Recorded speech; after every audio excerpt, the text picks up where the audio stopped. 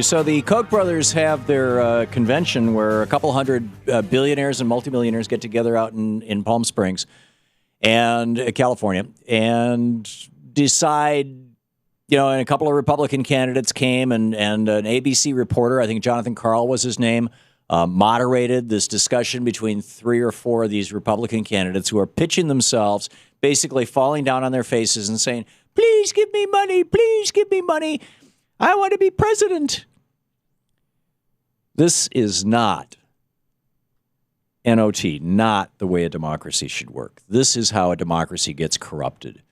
The New York Times is pointing out that the Kochs now have an infrastructure across the United States that might rival the Republican Party, that they're spending more money than either party has. They're planning on spending more money than either party has ever spent before in an election. This is shocking stuff. Neil McCabe on the line with it, conservative columnist at townhall.com and editor of the Washington Mercury news site. TheWashingtonMercury.com is the website. And Neil, what are your thoughts on this as a conservative? Neil?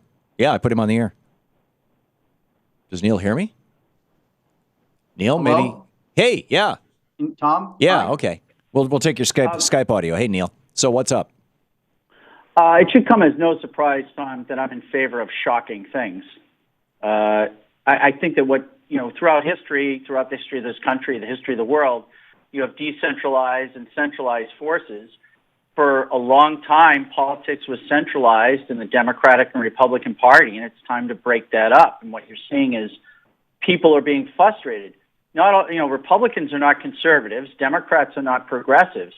And, it basically progressives and conservatives are sort of forced to be in their Democratic and Republican homes, even when they're not happy.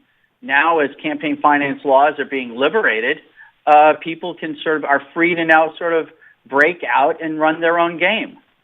But the Koch brothers are billionaires. They're not evil people. They're not people. Evil people. Just because they're billionaires. Well, I don't know them personally, so I can't comment on that. But we can give them the benefit. We tend to give people the and benefit. their business practices seem to be, outside of buying politicians, fairly reasonable. But that said, if you're saying that what's going on right now with the Koch brothers basically becoming a shadow Republican Party and challenging the Republican Party in many ways, that's somehow a good thing because they're conservatives. I don't think that most of your, quote, conservatives in America, they're fine with gay marriage. They're fine with abortion on demand. They ridicule the, quote, conservatives who hold these positions. And I'm astonished that that's not, being played more in the more, frankly. Well, let me just say, Tom, that these guys they're libertarians. I understand the nuance. I just wasn't sure how deep you wanted to get into that. Certainly, the Kochs are more libertarian. They're in many ways they're cordial with social conservatives. They're not outwardly hostile, at least when I deal with them. But their main focus is sort of what we would consider economic political libertarianism, not so much the social conservatism. They're not really involved in guns. Right, but my point, Neil, is that they do not represent grassroots conservatives across the United States, as you point out. But there's significant frustration among economic conservatives and libertarians with the Republican Party, just as there's frustration. You're talking about the people who want smaller government, who want our federal government to do what the EU forced Greece to do, to cut social programs. Well, social programs are often destructive to the people that they're supposed to help, and they've certainly left our... If you stop feeding people, you stop providing housing support for people, that's definitely going to be destructive. They've destroyed the housing market. They created the housing crash that we're just climbing out of, and they've left... That's nonsense, Neil. You know that the banks did that. Urban cores. You know that the banks did that. But let's just say that there's frustration among conservatives in the gun rights community and the pro-life community, and we're seeing it with the Koch brothers. Unlike, say, the gun rights or pro-life communities, the Koch brothers have absolute control over billions of dollars that they are willing to use to to create an organization. Right. So isn't there something fundamentally wrong about that? I mean, you may agree with the Koch brothers on some of their issues, okay? But what happens when a billionaire comes along who says, we got this guy named Adolf Hitler, and we're going to throw our support behind him because he's got some really great ideas, throw out the immigrants and take all those people of color and their, the mud races. Or a guy like George Soros who finances the burning of Ferguson. Or a guy like Tom Steiner who finances the blocking of Keystone. I mean, okay, so you're making my argument for me. You're making my argument for me. Why should what is historically American about billionaires controlling our political process? It's happened 3 times in our history, in the history of the United States. It happened from roughly 1875 to 1903, I would argue. Okay. It happened from 1920 to 1929, and it's happened, largely since the mid 90s until today. That's it. These are these 3 gilded eras. The government and corporate America became the same thing during the New Deal and World War II.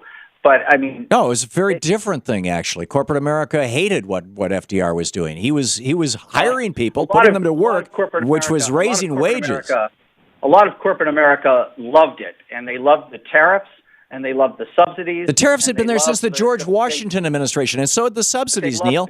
They loved the government contracts. Certainly, the Kaiser family did not have a problem with Roosevelt, neither did the Remingtons. But what you're really asking is, are the Kochs setting up a private party? No, what I'm really asking is this a destructive thing to democracy in the United States of America? No, because I think that these parties, the Democratic and Republican parties, have been unfairly favored by our campaign finance laws, by our political laws, and that has to end. I would disagree. I would say they've been unfair, and they've been unfairly favored by the fact that we have first past the post, winner take all elections, which are always going to throw a nation into a 2-party system, and the only solution to that is instant runoff voting. But that gets us again away from a conversation about whether money is corrupting politics in America. Well, Whoop. What happened to Neil? Neil, I think your phone jack is flaky.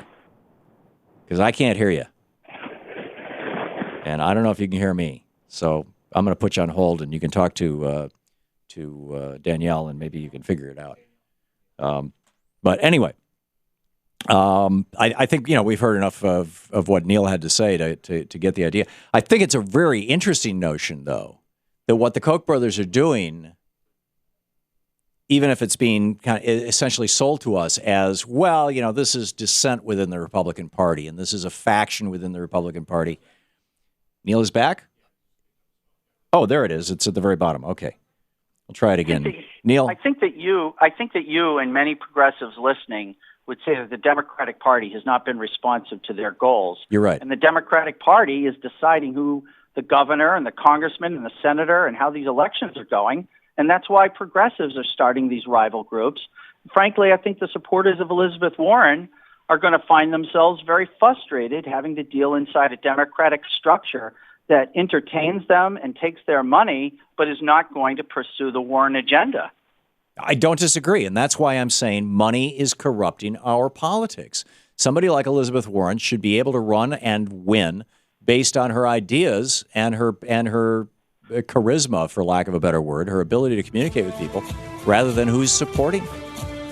Well, that's why we have to have rival factions, rival money. I think that's why we need to have organizations. I think that's why we need to have campaign finance reform. Well, then it's just going to be incumbents reelected all the time. I don't think so. I understand your argument, but I don't think that that's what would happen. Anyhow, Neil McCabe, thewashingtonmercury.com. Thanks, Neil.